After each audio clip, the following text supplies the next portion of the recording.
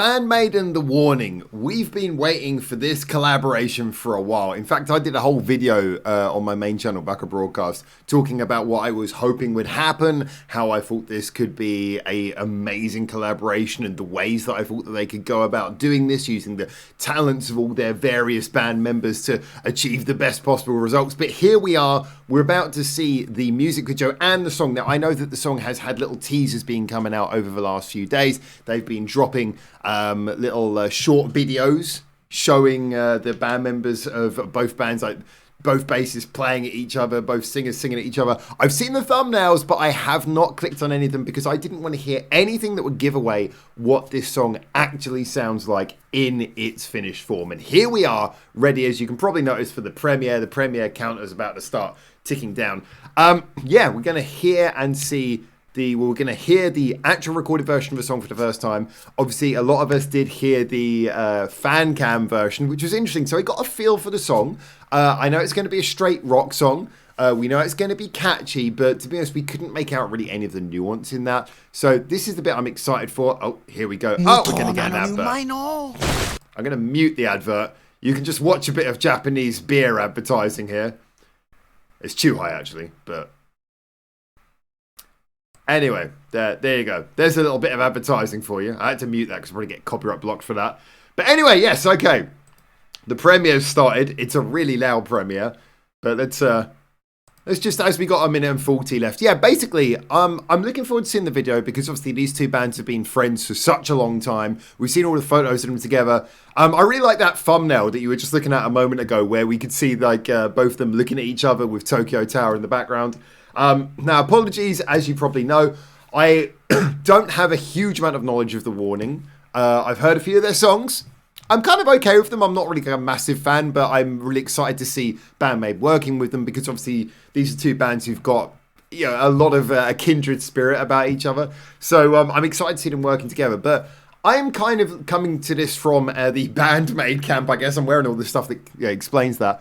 I'm looking to see really... I want The Warning to be adding a little bit of their feeling to BAND-MAID sound. It seems this is going to be on the new BAND-MAID album, Epic Narratives. So I'm interested to see what The Warning bring to the BAND-MAID sound. We can already say it's got a catchy chorus, which is the quintessential The Warning thing, in my opinion. That's like the one thing they seem to do best of all is these really catchy choruses. But how's it going to mix together? How are we going to have two bassists? How are we going to have two drummers? The guitarists I can understand. The singers, I'm looking forward to hearing their two voices together. There's just so many things I'm excited to hear and see in this. And it's about to start in 20 seconds. So we better get ready. Chat is going absolutely crazy in the corner. I have blocked it just in case any trolling came up or anything. And 10 seconds to go, so I guess we'll unmute the sound. And get ready for a little bit of BAND-MAID and The Warning. I'm excited about the song. I'm excited about the video. Let's check it out.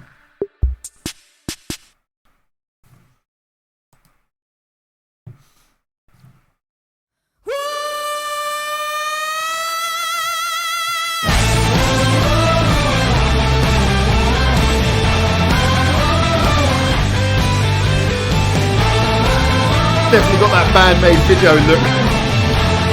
Spotlights everywhere.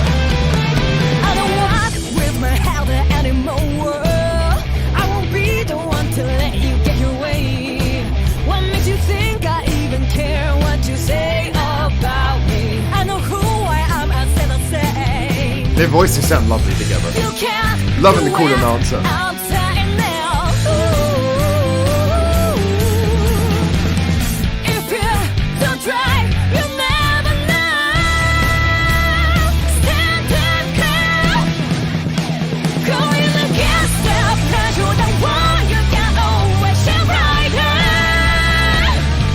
That's that big chorus that we were talking about.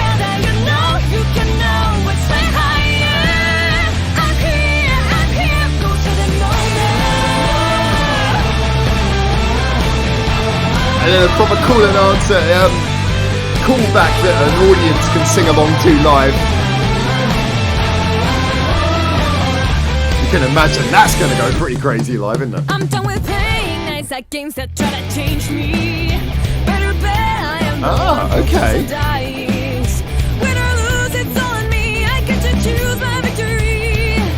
It's my life, I hold back here. I love that they're splitting up the parts. No more waiting, stand up, take it. Well, that's the way it looked from the video. You can always shine brighter. When you take a stand and you know you can always. The mix is interesting. It's remixed as a single. Vocals much louder and guitars quieter.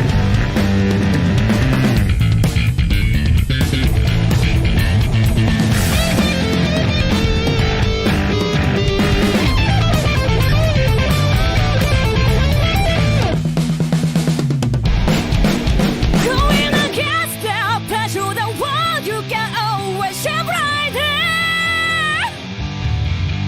When you take a stand and you know you can always fly higher. It's got the catchiness in it. You want it to point and hiding to break it. And you've got to love the way that they presented it. You wanted to know that they'll have to take it. I'm here, go show them all now. You can kind of see the friendship. Of course, Miku's standing in the middle.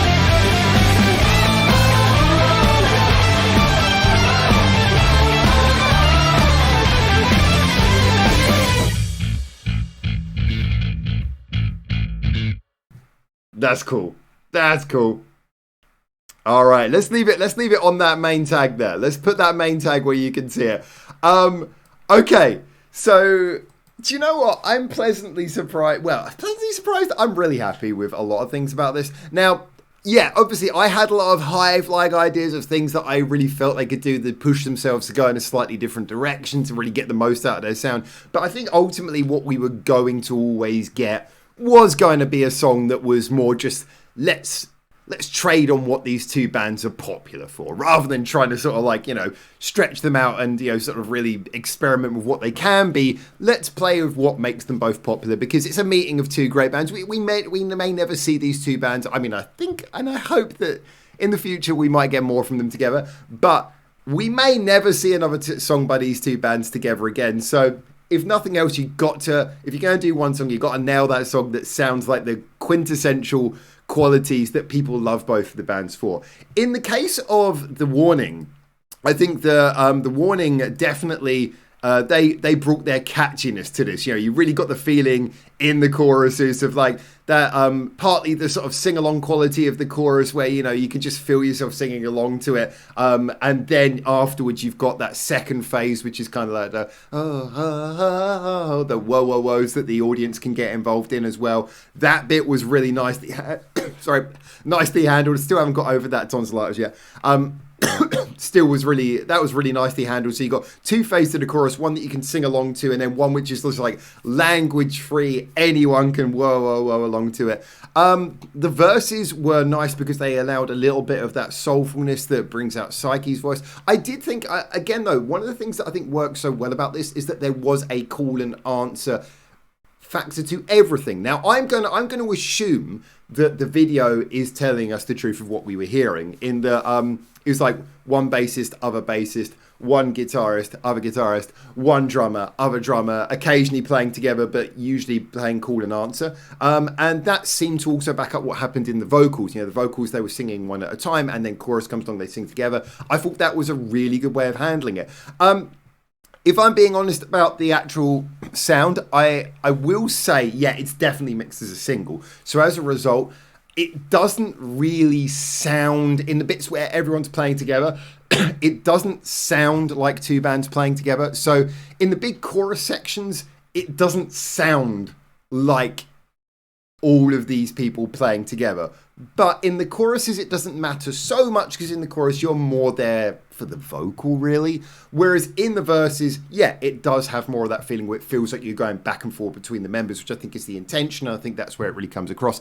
I did like that little fill in the bridge where you had like, again, like a couple of bars of bass between each member, a couple of bars of guitar, a couple of bars of drums. Yes, I'm on board with anyone who might be saying there wasn't enough of that. There should have been more of that.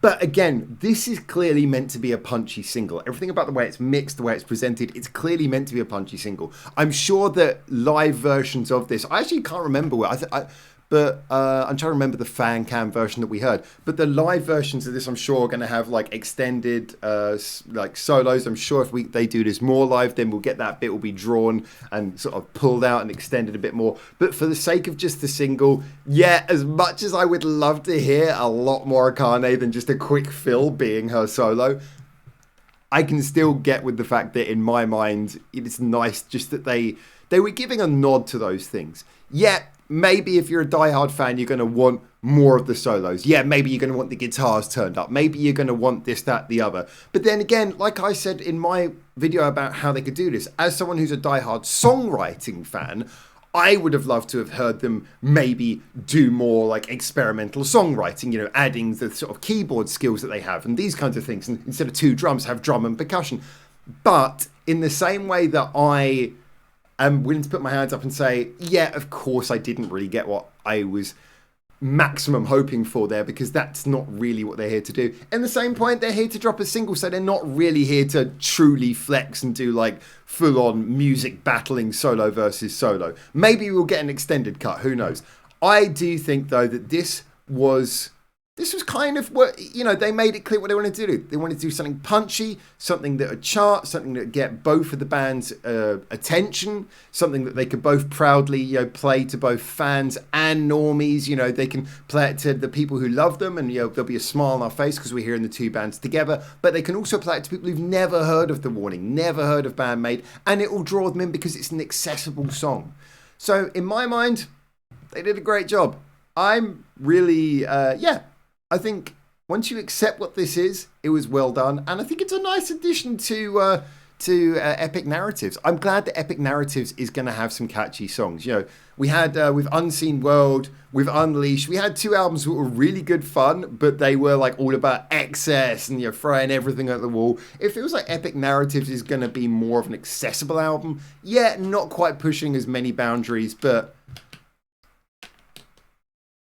I think they can. I think they deserve a few good hit singles. Why not? Get paid. Yeah, this is good. I think it's going to bring in a lot of fans as well. But anyway, those are my opinions. Tell me what you think. Get in the comments as always. Until I hopefully speak to you very soon in Japan for the next one of these. For now, ciao, ciao.